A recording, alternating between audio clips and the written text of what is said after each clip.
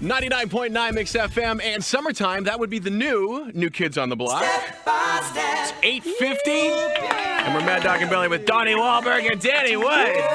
What's up? Hey. How you guys doing? A little tired. Yeah, you're not even removing your sunglasses this morning.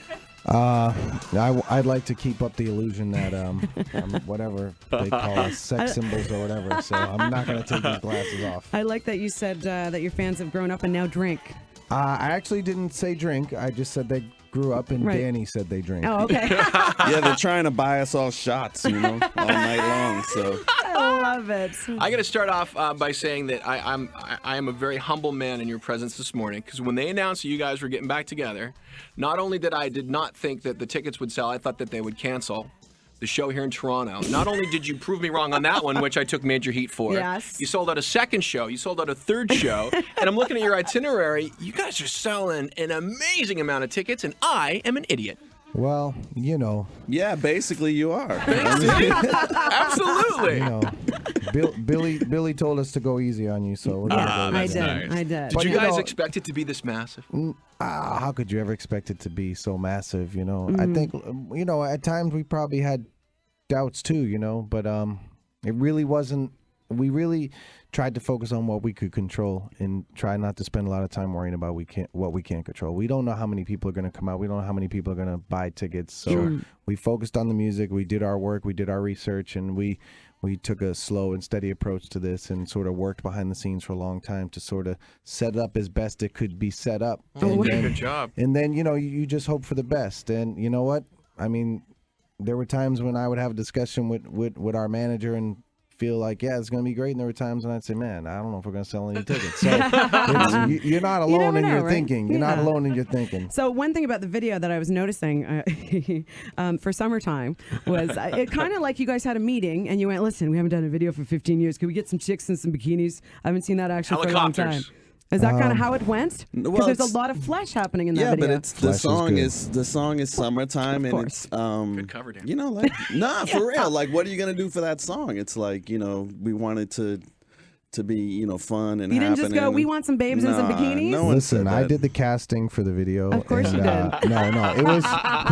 Let me tell you something. With the budget we had, it was very slim pickings. So if we were going to do that video, I think we'll wait till we have a little bit more money. No, the video actually had a much more in-depth concept, and it's just with videos nowadays, they're not as important as they used to be. I think in Canada they're still kind of a big part of the whole package, Right. but in the U.S. it's just kind of different. There's like MTV, much I think still plays video. They do. Nobody else Isn't does. that crazy? In the U.S. they don't do it, so it's a little bit different. And so I think the story of the video started off one way, and as the it was like we were gonna make a palm tree, and by the end we were just barely hoping to make some kind of like plant. You know what I mean? It was like Something that well, we resembled? just lost another $50,000 from the budget. Okay, so we're gonna lose the private jet Yeah. scene. That's out. Okay, We're great. hanging out with Donnie Wahlberg and Danny Wood from New Kids on the Block. At the awards last night, I was talking to Mel C about the difference between the budget of Spice Girls and the budget of her doing her own solo stuff. So maybe that's a bit like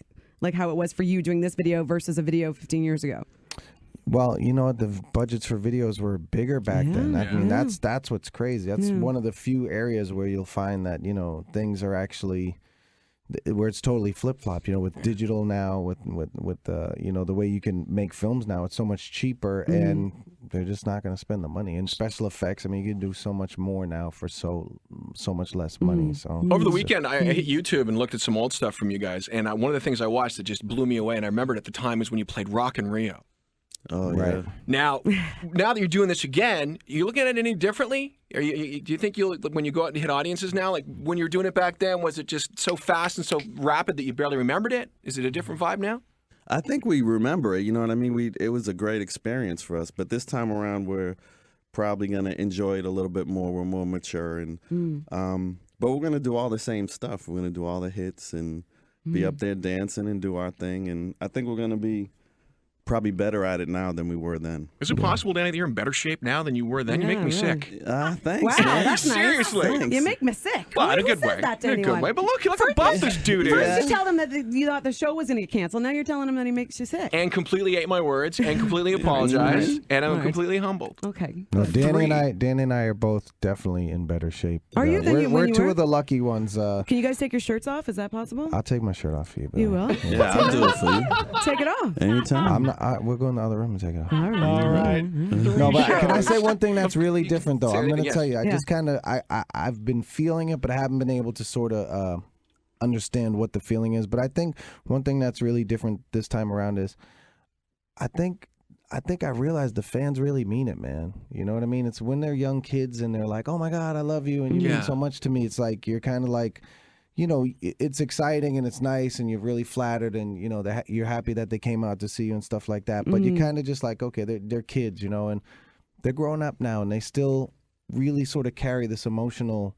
thing for us, you know, and I'm sort of look at a lot of these fans and they're 25 and they're 26 and they're 30 and they're 35 and they have kids and Yeah. they have lives, and when they say it, they really do mean it. It's like they meant it all them years ago, you know. It's sort of given me a sort of a different sort of perspective on how much music and these musical groups that sort of connect with young kids, how much it really means. And I guess like for me, like I was a huge fan of Run DMC when I was like 14 Right. years old, and you know, like one of their songs really touched me. It really connected with me. It really sort of made me want to be an entertainer, you know. And I guess I sort of changed my perspective really with the fans. I mean, I always appreciated them, but I just see it as being so much more profound, the connection Well, you're with the part of their fans. lives, right? Yeah, I mean, they it's like- it's remember just certain amazing, things yeah. based on, you know. Yeah, they all good say or thank bad. you. They all say thank you, you know, for doing this and for coming back it's and for nice. sort of letting them relive a part of their life. It's a And good place like, to be, isn't it? Yeah, man, it's because we really should be thanking them, you know. I read 'cause a they quote. came back and proved you wrong, brother. They totally did. That's They right. totally did. That's right. My sister phoned me and she's like,